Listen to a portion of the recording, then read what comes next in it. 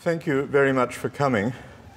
This is not a pro forma thanks. It's a very sincere one, and I hope you'll justify it when I've stopped speaking, because for reasons that I think will become clear, I really need your help this afternoon.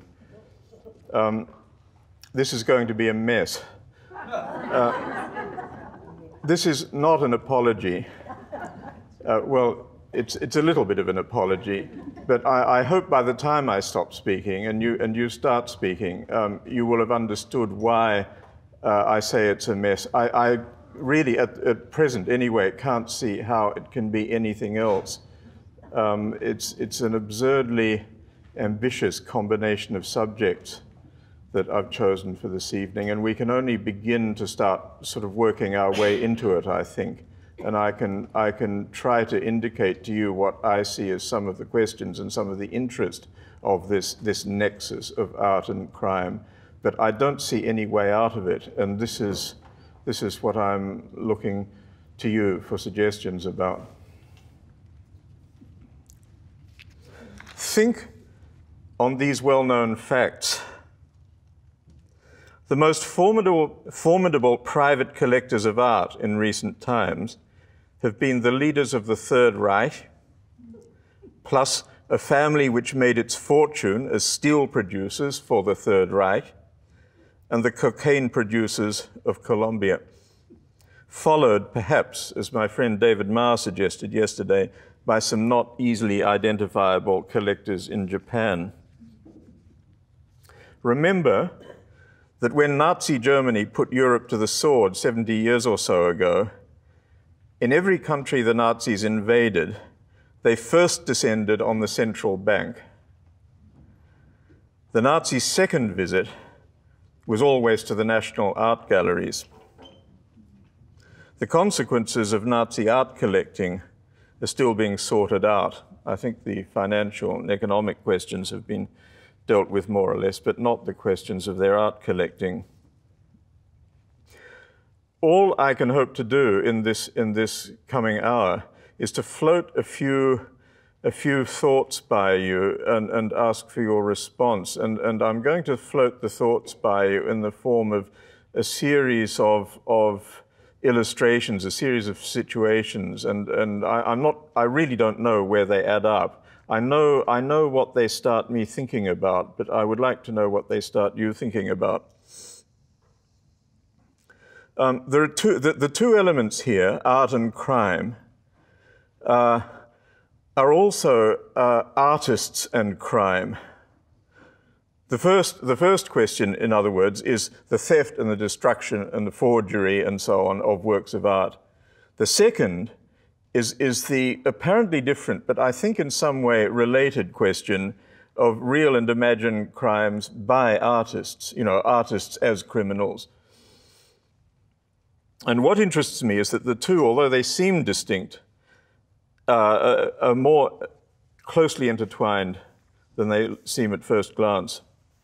What interests me in the long run is what this nexus of art or crime might be able to tell us about the value a society places on the work of its artists, past and present. And this involves looking at an artist's life, how and for whom the artist does his or her work, and the fate of the work once it's made.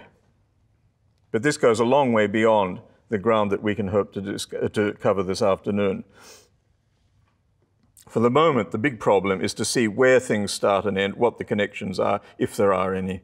I really don't know where to begin. I'll start with these episodes that I mentioned and see where they go.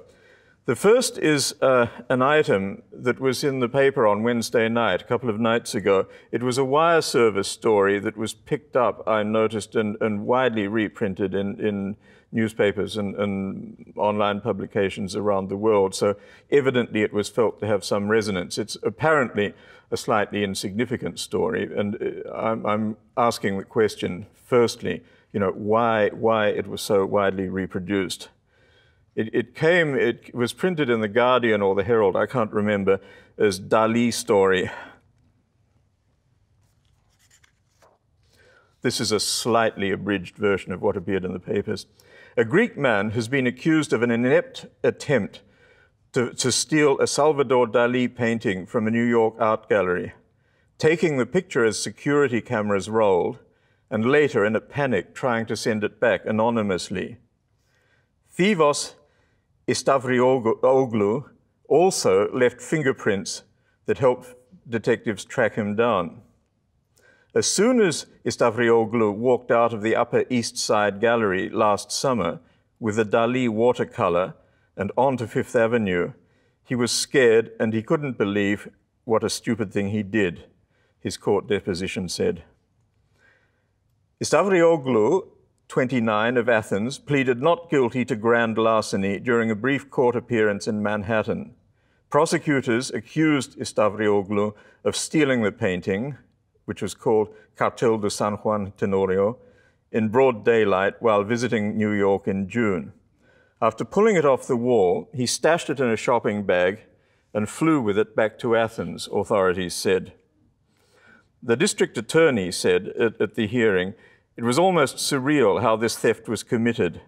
A thief is accused of putting a valuable Salvador Dali drawing into a shopping bag in the middle of the afternoon in full view of surveillance cameras.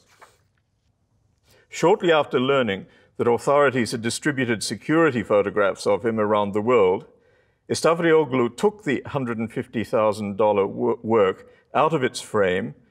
He rolled it up in a cardboard tube and mailed it back to New York from Athens without a return address.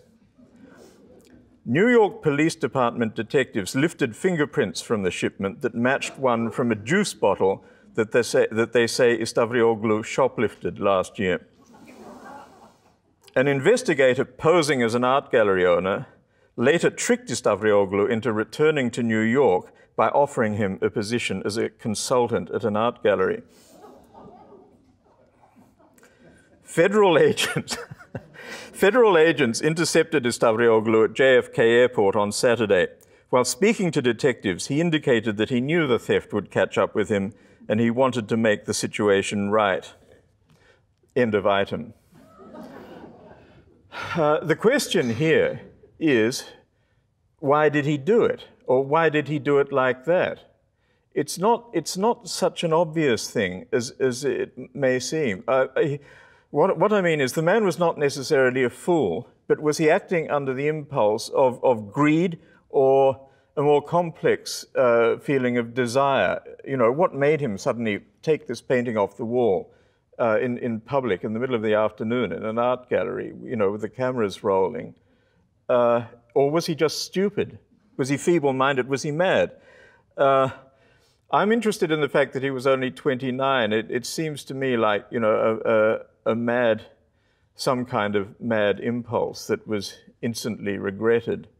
And I think that is I think that's what's implicitly recognized in the fact that this story has been quite widely circulated. There's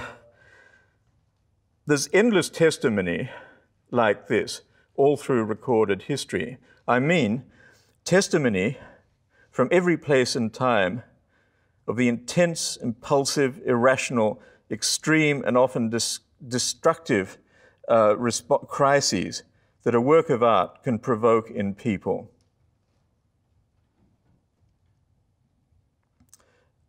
People act in unbalanced, not only in people who are unbalanced, uneducated, or feeble-minded. Think of Stendhal. Stendhal used to have repeated psychophysical collapses if he spent too much time looking at masterworks of Italian art when he was visiting Florence and Rome. Think of 1972, when Laszlo Toth, the Australian-born sculptor, although I've seen him more recently described as a geologist, attacked Michelangelo's Pietà with a hammer in the Vatican. That famous episode brought Australia to the attention of the world. He was later found to be insane, but it was far from the first or the last time that insanity has taken the form of a destructive obsession with a work of art. And this is the aspect that interests me, not the fact that he was mad, but that the madness was directed towards art. Think also of the many times that, that Leonardo's Mona Lisa has been physically attacked by people variously described as unbalanced, mad, overcome in some way. There have been serious physical attacks on it twice just in the last 40 years, and many before that. These days it's behind bulletproof glass, and they tend not to have much effect. There's an even more interesting episode with the Mona Lisa, and that was its theft in 1911.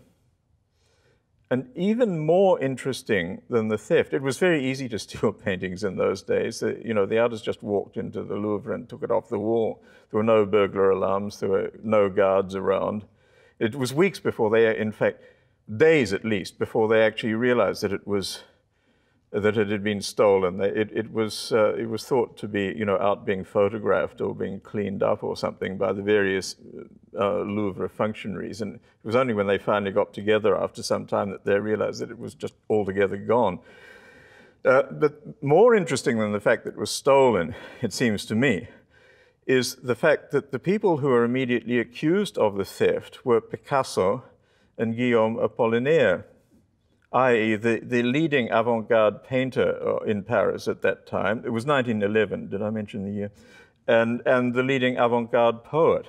And it was some time before they were able to demonstrate that they had nothing to do with the theft. The real thief turned out to be an Italian who worked at the Louvre, I think in some minor capacity, who saw himself as an Italian patriot and thought the painting should be on display in the Uffizi in Florence and not in the Louvre in Paris, which sort of puts another cast on it again.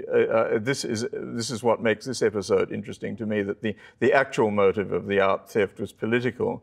The motive that the authorities immediately imputed was by enemies of traditional art, i.e., the destructive subversives, Picasso and Apollinaire. They had some tiny ground for their reasoning. I have to admit that Apollinaire had proposed that the Louvre be burnt down the year before, and so I suppose one might say that he drew a certain amount of suspicion on himself. But police are typically not very good at understanding the sort of metaphorical functions of language. There's a very fascinating episode that happened in 1984 when I was living in Italy that I don't know how much publicity it received outside Italy. It was an extraordinary episode inside Italy at that time. What happened was this.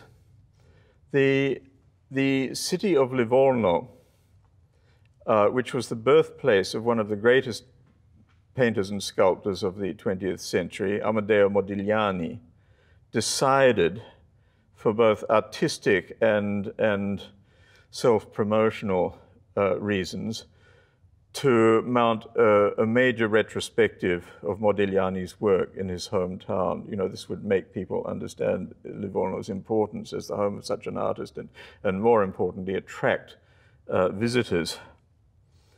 They were not very successful in getting loans for this exhibition. In particular, Modigliani was known to have, there were 26 known sculptures, mainly of heads, sort of symbolic heads that have a certain resemblance to the portraits, these sort of somewhat oval, almond-shaped faces that I'm sure you know from reproductions, at least, of his paintings. The heads were somewhere between the female faces in the paintings and some of those elongated African masks that were of great interest to artists, including Picasso, in the first decades of the last century. But the exhibition was shortly to be opened, and the curators had only managed to get 4 of these 26 sculptures in loan for the exhibition, which wasn't really enough if you were having a major exhibition of Modigliani. And they remembered a story that was current in Livorno, that had been since he'd been a young man there, which was that he'd done a number of sculpted heads in stone, in granite, for an exhibition that was going to be held in the Café Bardi there, which was the center of artistic life in Livorno in those days. But when his colleagues and the people at the café saw the heads he'd sculpted, they laughed at them and despised them. And Modigliani was very demoralized and chucked them into the canal that ran alongside the path where this café was, near the center of Livorno. And this was, if you like, just an urban legend, but it was a story that had continued. Nobody knew if it was true or not, but it continued to circulate in Livorno. And when they were having trouble getting these loans for the exhibition, the curators remembered this story and decided to have the canal dredged, in that tract where he was said to have thrown them near the cafe. And this was a extremely expensive and laborious undertaking, but the council put up the money and in the hope that they'd get some return for it. But after a week of fairly assiduous dredging, they'd found nothing except mud and a bit of old rubbish, and they were getting in a state of some anxiety. Then on the 8th day, rather amazingly, they found a head, and they were delighted with this. And the next day, they found, I think, 3 more, very, very close by it. So they now had 4 more heads for the exhibition, and the heads were sort of cleaned up. And a number of major art experts in Italy, not just local, including the director of the museum that was organizing the exhibition, but also the director of the Gallery of Modern Art in Rome, and also some major art historians, all said that these were clearly the heads that the story was about, and that these were authentic works by Modigliani. And so with new impetus, the preparations for the exhibition continued. And the exhibition was just, I can't remember if it had already opened or it was just about to open, when 3 students came forward and said that they were the authors of the 3 of the heads, 3 of the 4 heads that had been found. And the art experts said this was a ridiculous claim. They were clearly authentic works by Modigliani, and these were just irresponsible students claiming attention for themselves, and there was no reason why they should be believed. It was clearly work by the hand of the master. And the heads went into the exhibition. And then the students produced some photographs of themselves wielding a Black & Decker drill in a garden, making these masterworks of early modern, early contemporary art.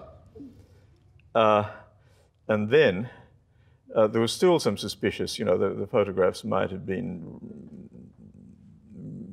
manipulated in some way. And they were asked to go on television and repeat the trick on television, primetime television. And they accepted, and they did. And they were watched by 10 million people. And watched by 10 million people, in about 5 minutes, they produced a rather fine Modigliani head. At which point, the art establishment was feeling extremely embarrassed. And then their embarrassment was compounded by the appearance of a 4th person who claimed that he was, quite independently the author of the 4th head. And he was a very different person from the students. The students had done it as a joke, and it was a joke that had worked brilliantly. In a paradoxical way, it also, I should add, it also served the purposes of the original organizers of the exhibition, because Livorno was invaded by tens of thousands of tourists. It's never had a summer tourist season in its life before or since. But the 4th artist was quite interesting, because although the students had done it as a joke, the 4th person was an artist, and he was an anarchist. And in fact, he'd been an armed terrorist in the period of terrorism. He'd belonged, I think, I can't remember, to some, one of those micro-organizations, sort of revolutionary anarchists or something like that, you know, one of these very small ones nobody'd heard of. He'd been involved in armed acts of terrorism, and he had done the head for completely independent series of reasons of his own to demonstrate, well, to demonstrate, as it were, in a serious way what the students were demonstrating by their joke, that the pretensions of not so much modern art itself, but the people who claim to know about modern art and interpret it to the world were absurd. He in fact had produced some long polemics, some long diatribes, you know, explaining the theoretical basis of his work and, you know, why it was against the sort of late capitalist art establishment and so on and so on. But it was an extraordinary reinforcement of the acts of the students, and he had evidence that he had made it himself too. I can't remember, I think he produced a film or something. Some details of this episode escape me. And when I've been trying to research it lately, I've also not been able to find something that nevertheless remains a very clear memory in my mind of this time, which is, I'm sure that the students, and you know, maybe the fourth guy too, were charged, you know, they were taken to court, criminal charges were laid against them. I mean, the message being, of course, that you don't offend the art establishment lightly.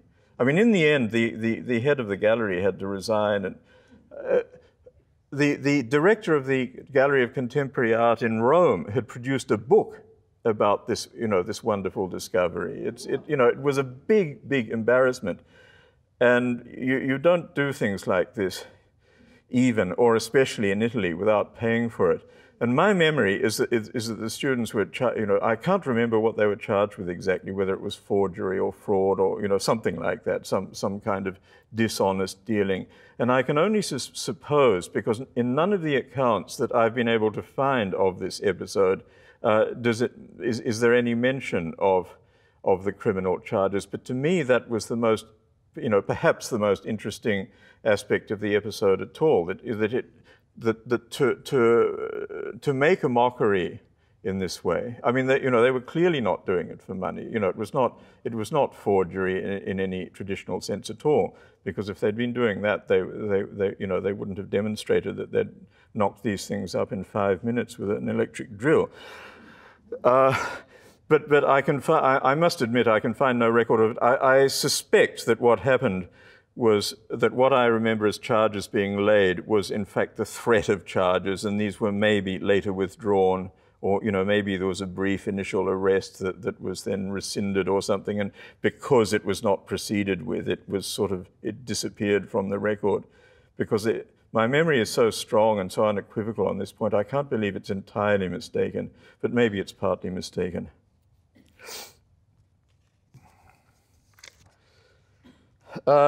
From that episode, which is a really wonderful one books have been written about it. It's got so many different aspects to it, you know, both sort of comic and really quite serious, and so colorful, and such an extraordinary bunch of people were involved. There have at least several books been published about it. I don't know that any of them have come out in English, but if anyone who reads Italian might like to look them up. But moving from that singularly interesting, but in its way quite minor episode, and one that involves contemporary art, I'd like to tell you about another case that I'm sure you know about. My introduction to it was this, that in the 1990s, I published a book that was concerned in large part with the role of the mafia in Sicilian life and history and culture. And soon after this book was published in the United States, I was contacted by a doctoral student from Georgetown University in Washington, and we had a quite prolonged correspondence, which was of deep interest to me. He was asking for information, but in fact he was giving me information about something I'd known nothing about at all. He was researching some crimes that had recently come to light in Italy, and these would soon develop into the biggest and most prolonged international art scandal of the late 20th century. Investigators in Italy looking into the theft and illegal export of antiquities, mainly from the south of Italy, had led to the discovery, had discovered a criminal conspiracy that began with the activities of local tomb raiders in Sicily and the Italian South in the 80s and 90s, and extended through Italian art dealers and smugglers to a huge warehouse of stolen antique art in Geneva, to art dealers, major figures in London, Paris, and New York, and which ultimately involved the Getty Museum in Los Angeles, the Metropolitan Museum in New York, Sotheby's in London, and many other distinguished European institutions. 10 years of investigations were followed by years of trials in Rome and New York. Several books have been written about this also. An affair which involved ancient art of staggering beauty and colossal sums of contemporary money. And I mention it here as an extraordinarily clear and useful paradigm of a chain of crime extending link by link from illiterate lowlifes on the edge of Italian society and its most backward corners to the heads of some of the world's most respected cultural institutions. It's the symmetry and the clarity and the strength of these links which fascinates me. It's usually very hard to demonstrate these things. One always has this vague sense that high and low are connected and interrelated in some ways, but I've never seen this, and especially in the context of art, so solidly and so massively and so beautifully illuminated as in this case. The thing is still, you know, the thing is not over. There were some major convictions in about 5 years ago, I think. If you remember, Marion True, the head of antiquities in the Getty Museum, was convicted in Italy, but not of everything, because the usual Italian statute of limitations came into play, and although it was an extremely humiliating and protracted and painful affair for her and for the Getty as an institution, in many ways she got off very lightly. And both the Getty and the Metropolitan Museum in New York had to return to Italy. This was all part of, you know, plea bargaining and the deal. Some really extraordinary works of art that had just, you know, been looted, essentially, from Italy. I'll give you one last example. This is sort of a bit closer to my own heart and my own experience in a way, and it's sort of leading on to things that I don't think I'm going to have time to develop today, but that I would like this argument or you know, this series of illustrations to lead us to consider. And it's the second part that I mentioned earlier, the relation of these questions. All of the things that I've been talking about have been crimes, as it were, against works of art, you know, the theft or the damaging and so on of created works of art. But if you remember, I said I thought this was connected with a second way of looking at the question of art and crime, which is the old story, or this, you know, the old myth, if you like, a very persistent one, or a mythological figure, the artist as criminal.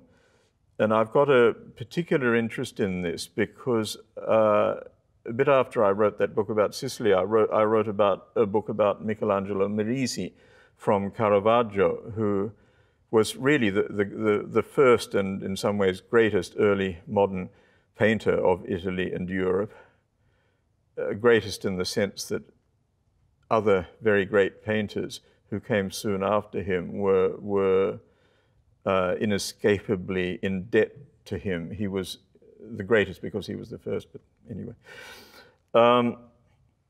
And he was an artist, is an artist still, despite everything, who had in his own time, and has had ever since, although somewhat diminished now, the fame of being a criminal. I remember sort of feeling considerable regret when the cover of the book review in the New York Times sort of presented this book I'd written as there was a sort of cartoon picture of Caravaggio, of Merisi, looking, particularly sort of dark and violent. And I think the article was called, The Artist as Street Fighter or something like that.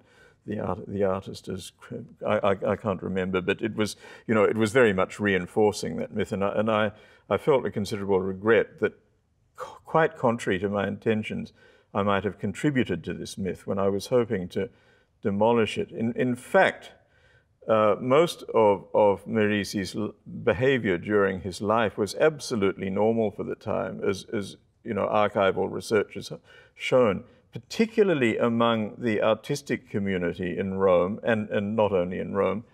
And I think there are reasons for all of this. And I think it has everything to do with the particular historical moment in which Caravaggio lived, which was a very extraordinary time. One of those pivots in European history, the beginning of the 17th century. Remember that Merisi was the exact contemporary of Shakespeare, Cervantes. There was a whole, everything changed at that time. And Merisi's art shows that.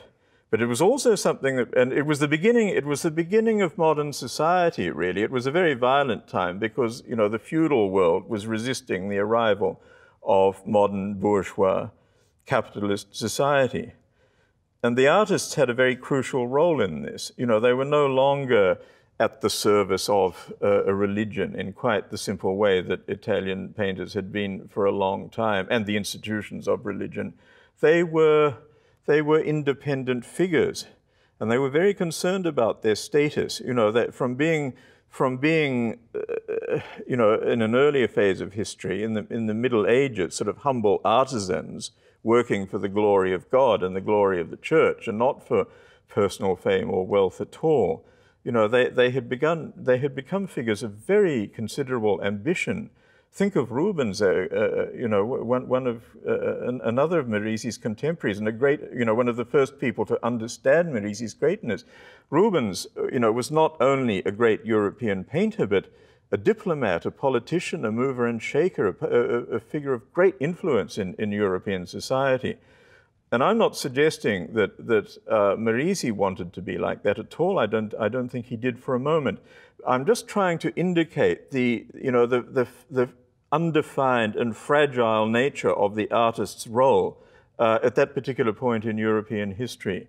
And I think that, that extreme susceptibility and that extreme aggressiveness that Merisi and a lot of other painters showed at that time reflects that, that desire to assert themselves on the one hand against the church and the institutions who, were still the source of most of their income, and to develop some kind of equality with the very rich bankers and traders and so on, who were their main private clients. They wanted parity with the people they were working for. They were not going to be treated like servants anymore. And I think that is one part of the historical reality behind this, the myth of violent Caravaggio. I think there are other things behind it too. I think he was a man who lived and worked under extreme provocation and pressure, and I suspect of, probably a sexual blackmailing pressure during his life. I mean, although Caravaggio was involved in a lot of sort of little episodes of street violence, so was everybody else. His major, at least in the first 5 years of the 17th century, when he was at the height of his fame in Rome, his major problem with the law had nothing to do with physical violence at all. It was a libel suit brought by another painter, and everything at issue in that, the very interesting record of that trial is a question about what is art, what is the artist's role, and what is the status of this or that artist in this world capital of painting that Rome, very incredibly busy and active and contrasting capital of painting that Rome was in those years, in those years of cultural crisis or cultural change, if you like. Now we now I briefly try to bring these two things together. The fact that I've briefly mentioned of some of the problems that Merisi had with the law in his lifetime, and I haven't even mentioned the homicide which forced him to flee Rome, or the fact that he disappeared and in my continuing belief was murdered at the age of just under 40, and spent the years between that the homicide and the disappearance effectively a hunted man as a homicide. His trajectory took him from Rome, from fleeing Rome, to Naples, and then to Malta, and then to Sicily, and then back to Naples. And it was with the hope of a pardon and resuming his life as Rome's favorite painter that he disappeared somewhere between Naples and Rome in 1610. But on that flight that I've just outlined the main points of, he was constantly producing paintings. His most interesting paintings, in my opinion, his still least appreciated paintings, but in some ways his most remarkable. And one of them was stolen. One of them was stolen in Palermo in 1969. He did 4 surviving paintings in Sicily, each one a masterpiece. One is still in Syracuse, 2 are still in Messina, and 1 was, from the time it was painted until 1969 when it disappeared, in Palermo. I wrote about this episode, and it was one that I was asked by publication to go into. So I did manage to find out a few things that are not generally known about the circumstances and the history and the aftermath of this theft.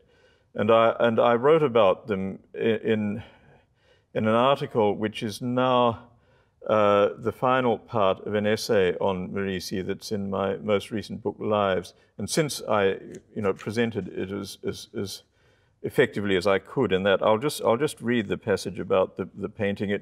It comes in the book, in my book Lives, at the end of an essay which is essentially a review of an extraordinary exhibition which was held in Naples about 5 years ago of almost all of Merisi's surviving late work. It was an exhibition I'd been waiting to see all my life, and it was amazing. When I heard it was opening, I just hopped on it. I've never done this before or since in my life. I just hopped on a plane and flew to Naples so I could go to it, and I spent every day there for a week and came away.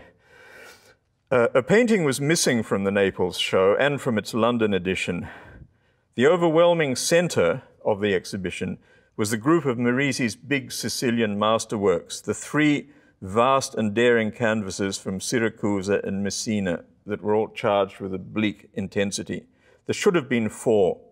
Until a rain-drenched autumn night in 1969, there was a stunning nativity hanging in a Palermo church. In the hours between the 17th and the 18th of October, it was cut with razor blades from its frame in the altar, over the altar of the oratory of San Lorenzo, and it's never been seen since. In the capital of Cosa Nostra, people knew what to think, or they thought they did, but nobody talked, until one startling day in November 1996, 27 years after the theft, and a year into the 9-year trial of Giulio Andreotti on charges of association with the mafia, charges which the former Prime Minister was partly convicted of and partly acquitted of, late in 2004, the year before the exhibition. The former mafia heroin refiner and now prosecution witness, Francesco Marino Mannoia, was giving evidence. Marino Mannoia mentioned quite parenthetically in the course of giving his evidence against the mafia that as a young man, he had been one of those who stole the Caravaggio Nativity in 1969. It was, he said, a theft on commission, carried out so clumsily that the painting on the huge and crudely folded canvas of over 5 square meters was irreparably damaged. The person they stole it for had burst into tears when he saw the ruined work and refused to take it. A lot of other people felt like crying when they heard this news. Earlier intimations from a former undercover agent and a British journalist had suggested that the painting was intact, at least until the 80s. Forget about it, Marino Manoias had told the later murdered anti-mafia prosecutor Giovanni Falcone. This was the first account of the Caravaggio theft from inside Cosa Nostra, and it seemed to end the story. 3 years later, I was in Rome at the headquarters of the Carabinieri's Artwork Protection Unit in the Palazzo San Michele. I was looking into several other matters and not getting much satisfaction. A young officer with gleaming eyes and enormous Carabinieri moustaches noticed my discontent. He drew me into his office and closed the door. He'd overheard me mention Caravaggio, and he wanted to talk about Merisi's stolen nativity. "We know where it is," he said. "We're close to getting it back." No recording, no note-taking allowed by me. And the eyes threw anxious glances at the door. "What about Marino Manoia?" I said. Marino Manoia was a serious and credible witness, and one of the most valuable of the former mafia collaborators. Why would he lie about the destruction? He didn't lie, the young Carabinieri said. He just remembered wrongly. Another painting. No, this is serious. Another painting was stolen around the same time in the same part of Palermo. That's the one he took, the one that was ruined. His story got the young officer so excited that a colleague looked in, the colleague who'd been muddying the waters in my other investigation, to see why he was shouting. He was shouted at to leave. The painting had slipped almost from the grasp of the Carabinieri a few months before, and things were coming right again. I would see, the Carabinieri said, and then I could tell the story. The painting never was recovered, but a couple of years later, the details of what the young officer had told me started filtering out nevertheless. It was not, it turned out, a Cosa Nostra crime at all. The Nativity by Merisi was stolen that wet Palermo night by local amateurs equipped with a blade and a three-wheeled delivery van. They'd seen the painting on TV a few weeks before in a program on Italy's hidden treasures. They were amazed at its value and knew that it was guarded only by an ancient janitor. One of the thieves had a guest that night when they brought the canvas home. The guest's brother was a mafioso. It was he who interceded the next day to save the fools who were now in bad trouble for operating on mafia turf without Cosa Nostra's knowledge or assent. He delivered the unexpected prize to Cosa Nostra. This was the prize for not being killed. They gave up the painting to Cosa Nostra. The visitor years later remembered the painting as damaged in a lower corner, torn when caught in the door of a lift, and he recalled how they'd all walked over the canvas when it was unrolled on the floor of the room he slept in. The Merisi Nativity passed from one Palermo boss to another, to a third, Gerlando Alberti, who was commander of the Porta Nuova district in Palermo.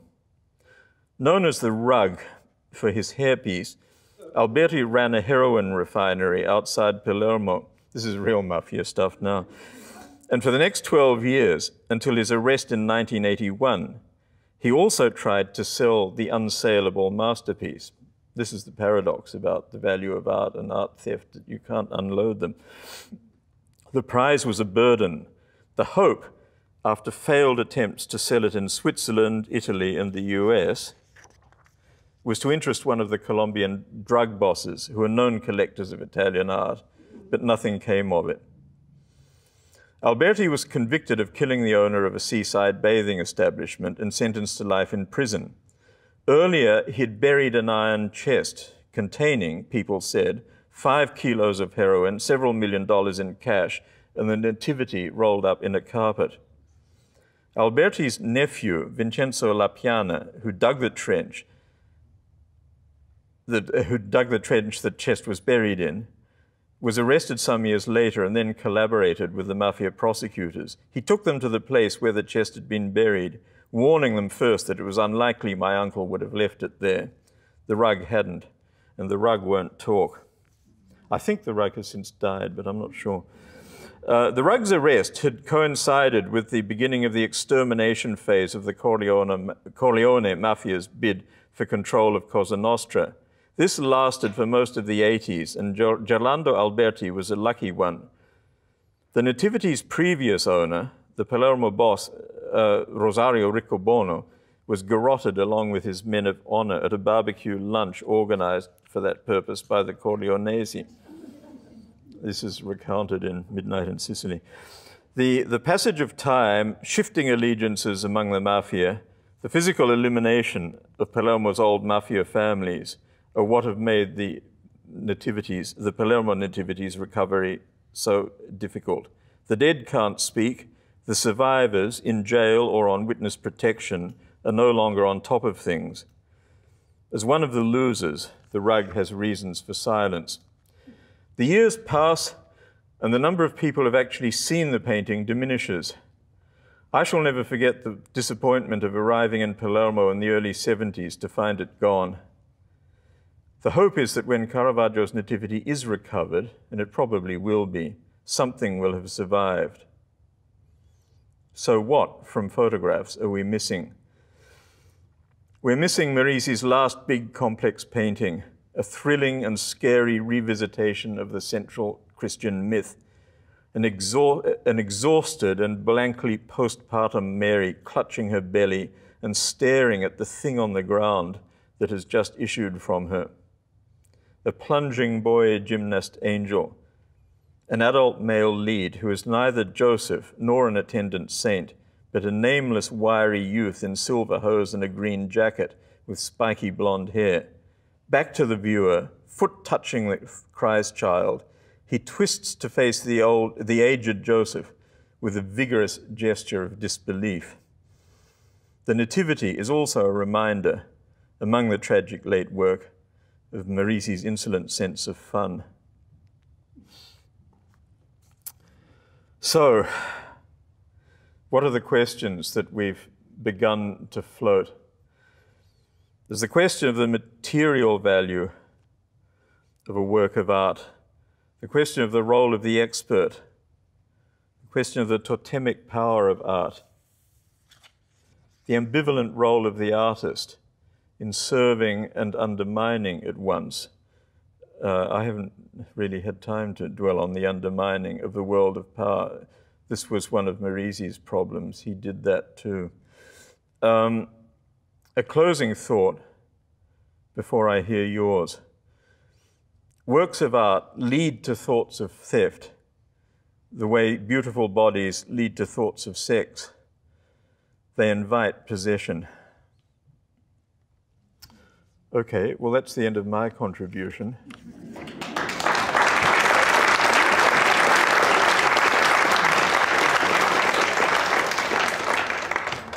And since I'm running this event on my own, I now thank myself for speaking and invite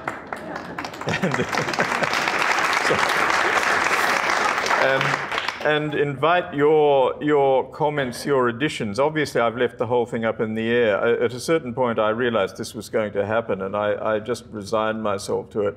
I'm sorry for delivering you something that is so asymmetrical in the sense that it's uncompleted. But this is where you come in, if this occasion is going to work, because you suggest what the connections are and how we might bring this discourse to a provisional close. So, questions or comments, please, and please make them, and please make them freely. I've tried to give you a sense of my own great uncertainties and confusions in this area. I know there's something here. I know there's a connection, and I'm very interested in how the question of people's attitudes to work of art and people's attitudes to the people who create art come together. But I really don't have a great deal to say at this point about it, and I hope some of you might, or have some suggestions you can make. We've got people at each side of the block of seats with a microphone, so if you want to say or ask something, can you wave your hand, and a microphone will be passed along to you so everybody can hear.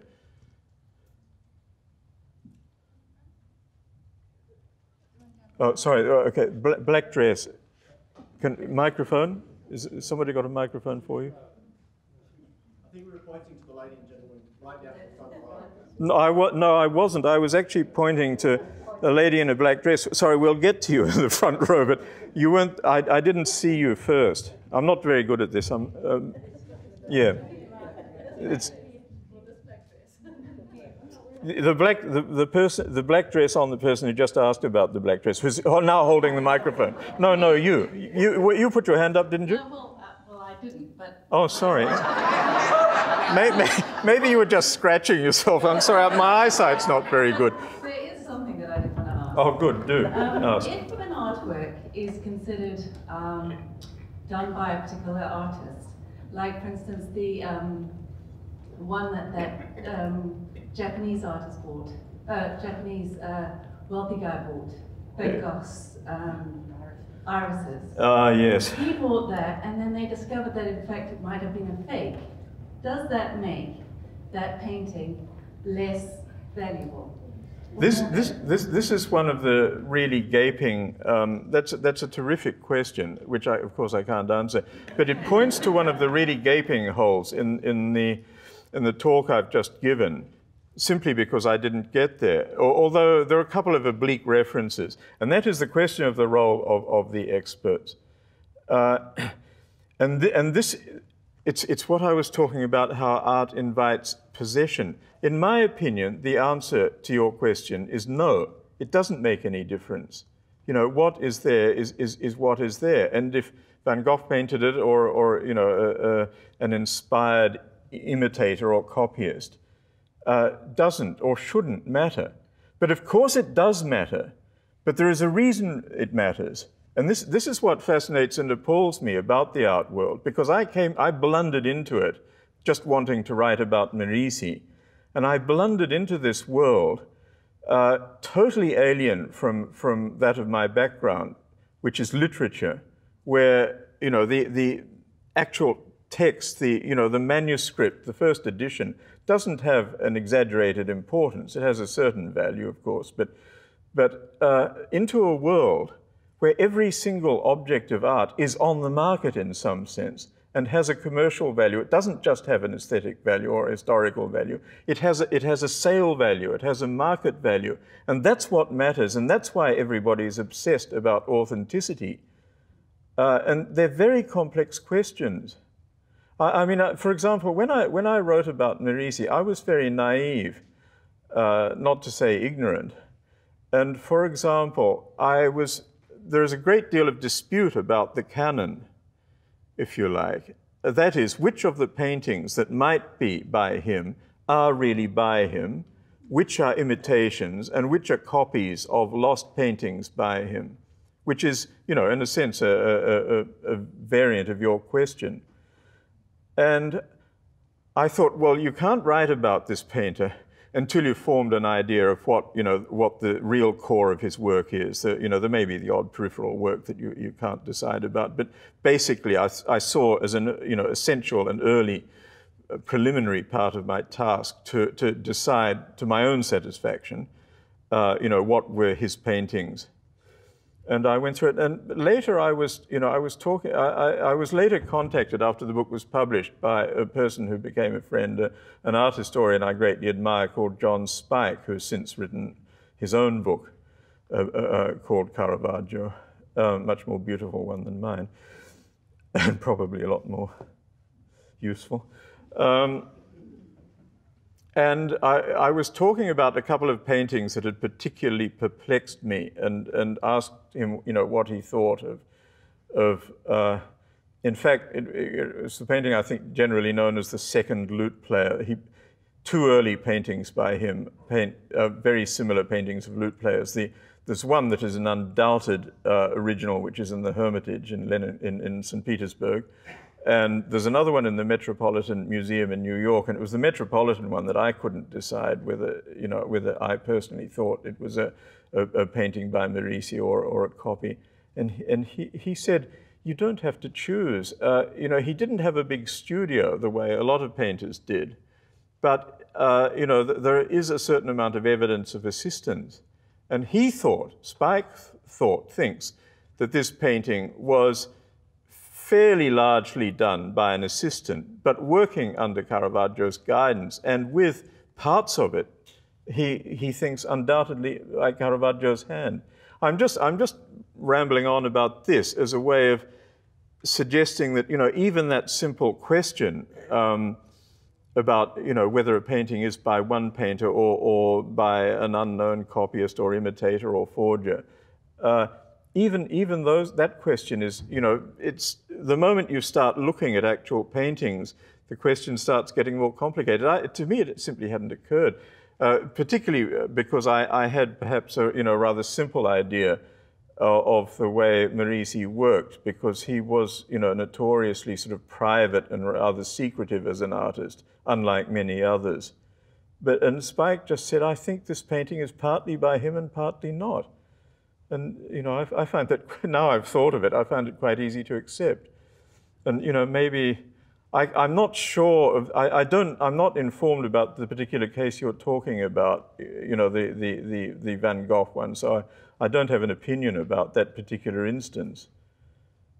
But that's, in essence, my answer to you is that this is a question which has been falsified and distorted by the whole question of the commercial value of paintings. And the way that happens is very fascinating, because in the middle, between the person who painted it, you know, who may be alive or dead, you know, the work of living artists gets copied and forged and so on too. It's not just a thing that happens to art of the past. Between the artist, as it were, and the buyer stands the expert. And it's this figure, this extremely ambiguous figure, that fascinates me. I became very interested when I was researching Merisi in the origins of something that I, you know, realized I knew so little about.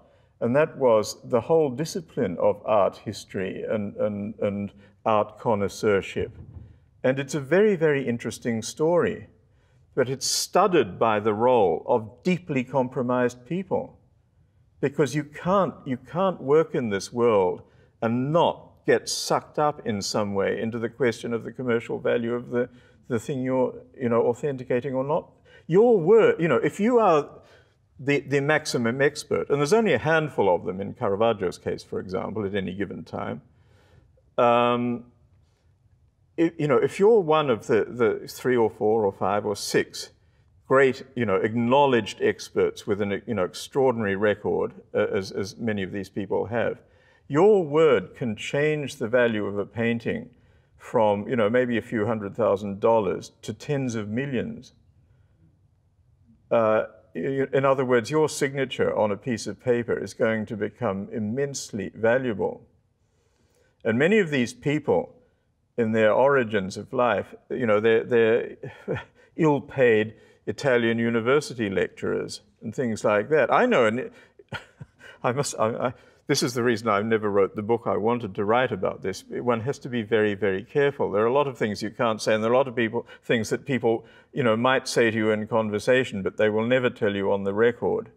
And this is why I realized that my plan for a book on the, you know, the origins of art history and the growth of the art market, I don't think will ever be written, or, you know, not in the way I originally conceived it.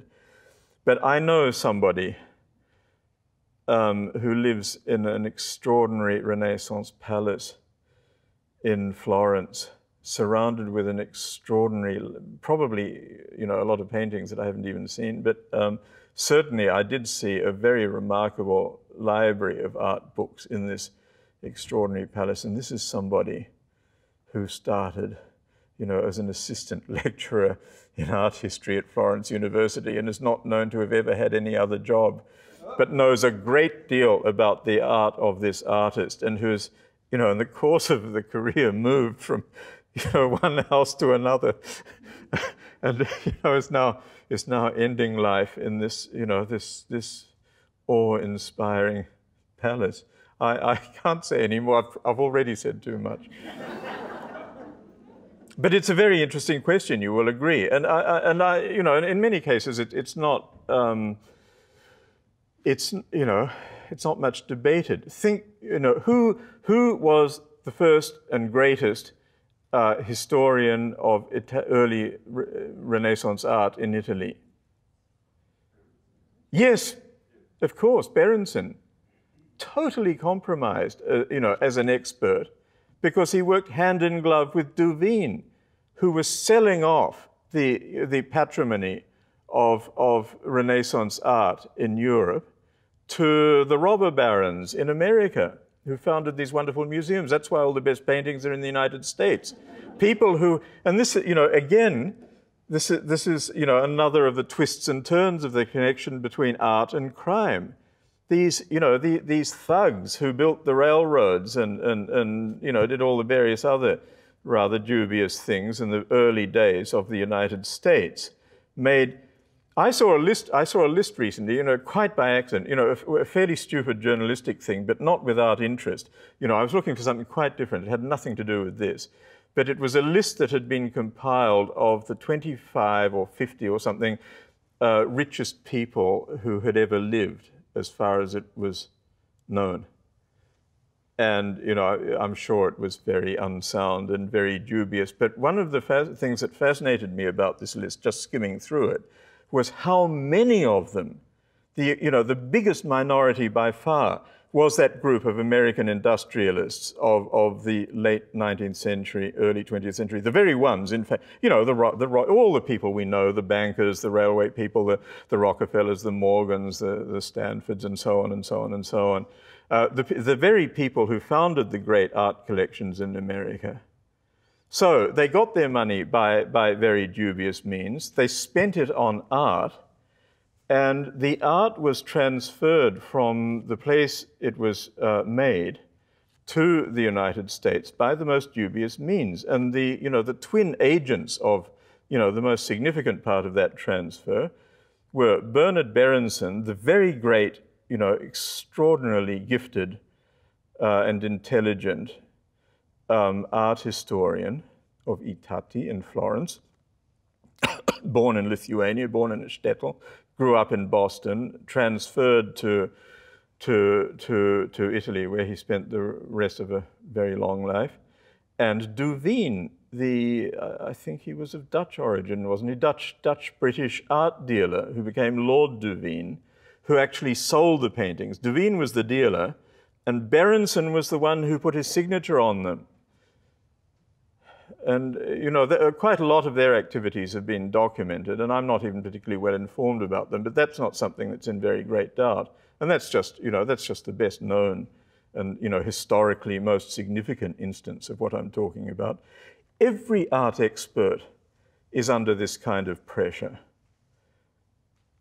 You know, they can't function unless they, you know, achieve a working relationship with the realities of the market, the customers and the producers. You know, they are the people, they as much as the dealers are the people who guide the market. And it's you know, in some ways an appalling reality, but it's one that is absolutely inescapable if you're thinking about art. And all these other questions about authenticity and so on, you know, are sort of outliers of that, just, you know, just to get back to the Van Gogh question. It's absolutely central. It's the question of the material value of the work of art. The value of this stuff that, you know, that these morons were digging up in Sicily and Apulia and Tuscany and so on is indescribable. And I'm not even talking about its commercial value. I'm talking about its aesthetic value. If you've seen some of the pictures of some of the things they found, and of course, you know, they would have destroyed a whole lot else and destroyed the whole environment in which these things were made and left. You know, so they've destroyed our knowledge of the past. It's unbelievable. You can't get away from the question of the material value of a work of art. And I'm still sort of boggling at it because my background is literary. You know, words, pen and ink and paper and cheap computer, you know, are worth nothing. This is completely new to me, and it's a reality I'm still trying to assimilate. And it changes according, as society changes. It's different now in the capitalist world from what it was in the feudal world, of course, where wealth was still a part of things, but it was also much more nakedly a facet of power. Sorry, that's the first question.